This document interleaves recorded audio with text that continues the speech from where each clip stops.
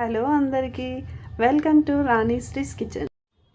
ఈరోజు మనం గులాబ్ జామున్ని సాఫ్ట్గా వచ్చేలాగా తయారు చేయడం ఎలాగనేది చూపిస్తాను.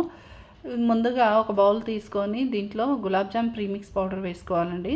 ఇది సాఫ్ట్గా రావడానికి పచ్చిపాలని వాడాలి.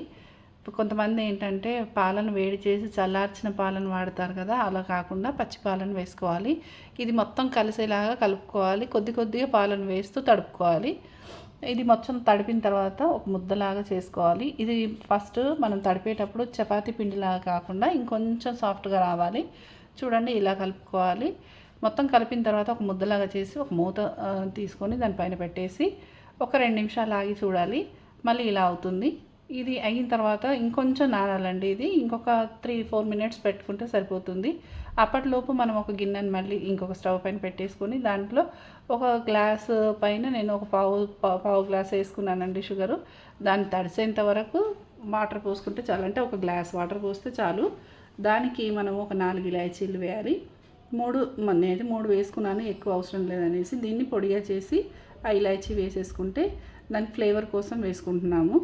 ఇది చక్కెర అంతా మరిగిన తర్వాత మనకు చిన్నగా బబుల్స్ లాగా స్టార్ట్ అవుతాయి చూడండి. ఒకసారి ఇలా మొత్తము చిన్నగా బబుల్స్ లాగా వస్తున్నప్పుడు ఇది పాకానికి వచ్చిందని మనకు అర్థమవుతుంది. అప్పటి వరకు మనం గులాబ్ జామ్ తడిపెట్టుకున్న పిండి ఉంది కదండి, అది ముద్దలాగా మంచిగా గట్టిగా అవుతుంది కదా. అప్పుడు మనం కాస్త చేయికి నెయ్యి రాసుకొని ఒక ప్లేట్ పెట్టుకోవాలి. ఫస్ట్ బాల్స్ లాగా తయారు చేసుకోవాలి దీన్ని. అది సాఫ్ట్గా ఉన్నప్పుడు మనం ఒకసారి చూసుకోవాలండి. కొంచెం పర్రెలాగా వస్తుంది, ఇచ్చుకుపోతుంది. జాగ్రత్తగా చేసుకొని పెట్టుకోవాలి.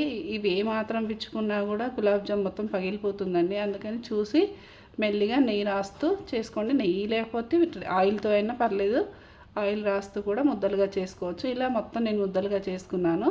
ఆ తర్వాత ఒక బాండిని పెట్టి స్టవ్ వెలిగించి ఆ ఆయిల్ని వేడి చేయాలి. కొంతమంది ఏంటంటే దీన్ని నెయ్యిలో కూడా వేయిస్తారు. నేను ఆయిల్లో వేయించాను. మా ఇంట్లో నెయ్యి ఎక్కువగా తినరు, అందుకని ఆయిల్లో వేయించాను. దీన్ని కొంచెం గోల్డెన్ బ్రౌన్ వచ్చేంత వరకు వేయించుకోవాలి. ఇలా ఈ కలర్లో కాకుండా కొంచెం బ్రౌన్ రావాలి, ఈ కలర్లో వచ్చేలాగా వేయించుకోవాలి. ఇప్పుడు ఒక గిన్నెలోకి అన్నీ సపరేట్గా తీసి పెట్టుకోవాలి పక్కన.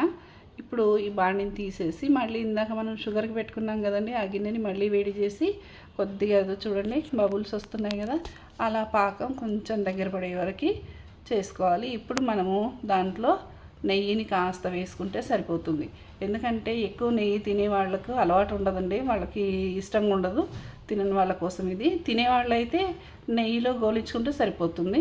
నేను తినను కనుక ఎక్కువ కొద్దిగా వేసాము.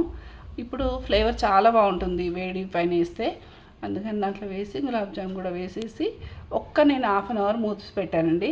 ఎక్కువ టైం నానాల్సిన అవసరం లేదు, 1/2 అవర్ అయితే సరిపోతుంది. మూత పెట్టేస్తే చాలా సాఫ్ట్గా నానిపోయాయి. చూడండి ఎంత బాగా వచ్చాయో, మొత్తము మెత్తగా చాలా సాఫ్ట్గా వచ్చాయి చూడండి. అసలు లోపల ముద్దగా కూడా లేదు, చాలా బాగా కుదిరాయి. మీరు కూడా ట్రై చేయండి, కామెంట్ చేయండి. మీకు కనుక ఈ వీడియో నచ్చినట్టయితే లైక్ చేయండి, షేర్ చేయండి, మా ఛానల్ని సబ్స్క్రైబ్ చేసుకోండి. Thanks for watching.